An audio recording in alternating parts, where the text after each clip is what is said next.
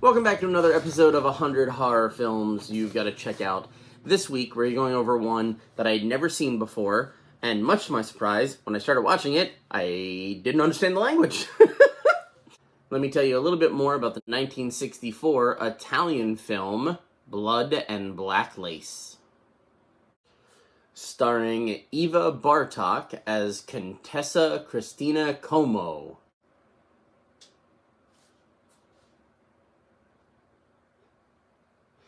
Cameron Mitchell as Max Moreland, Ariana Gorini as Nicole, Francesca Ungaro as Isabella, and in the credits, Goffredo Unger as the Masked Killer. So this is a murder mystery movie that made you look at a different suspect every scene and swear you knew they were the killer. When in reality, every time we see the killer, they're wearing this full face mask covering up any kind of identifiable marks or figures or anything. It kept reminding me of Blank Face from the Dick Tracy movie. But this movie really picks up when Isabella, one of the many beautiful models at the fashion house, is murdered walking down the dark and scary driveway. And then in a move that doesn't make a whole lot of sense at all, and I don't know how the killer got away with it, Isabella's body is brought into the fashion house and stuffed in a closet. When she's found, of course, everybody loses their mind, and they can't believe that Isabella is gone. Of course, when the police come to begin their investigation, they start with the general line of questioning. Who was she dating? Did she have any enemies? Can you think of who maybe would have done this? It isn't until after the police leave that Isabella's diary is found.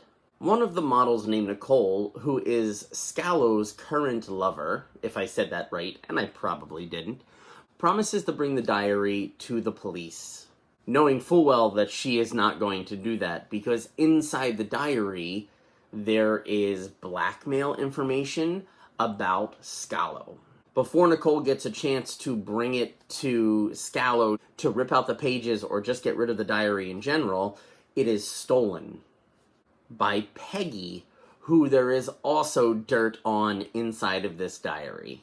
Apparently, why this murder was committed is because Isabella had everybody's dirty little secrets and was blackmailing a bunch of people. Not knowing that Isabella had a diary which contains all of the information that did not want to be found out by the murderer, the masked killer, this evil masked man is now on a hunt for the diary, killing anybody that gets in his way. I think my only issue with this is it doesn't make sense for the killer to be wearing a mask if he intends on killing the person that he meets. It draws more attention to you when you're not killing somebody. Imagine somebody just walking down the street in a mask that is completely nothing face. That's going to raise some eyebrows. The only reason that mask is put into effect is so that we, the audience, watching the murder happen, don't know who done it. And I believe I've talked in other videos about those fake red herrings that are put into a movie that are just there to throw us off, that really don't play into the story too much. Sometimes they kind of work out if there's a good reason, and I'm sure somebody is going to throw back with the Ghostface killer from Scream. I think I approve of that, but I will go over that in a Scream video at a later point.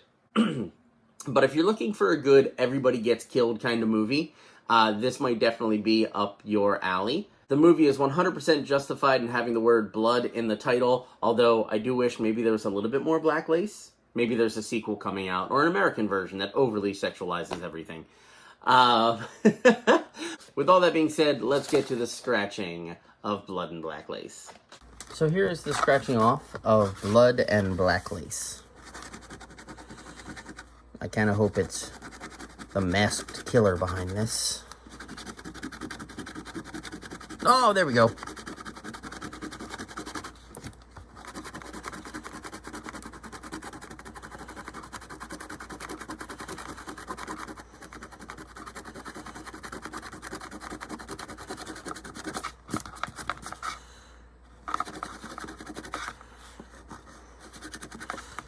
The red background of this is making me think I did a terrible job of scratching it off.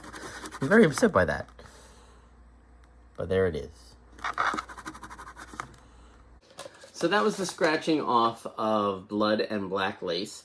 Come back next week when we go over the 1965 movie called Repulsion, which is going to be a first time watching for me. I'm curious. If you've already seen it, let me know in the comments below if I'm in for a treat or a drag. That would be no fun.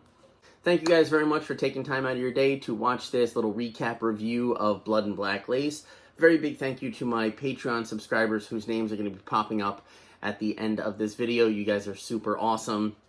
That's it for now. I'll catch you next Thursday. I love you all. Later days.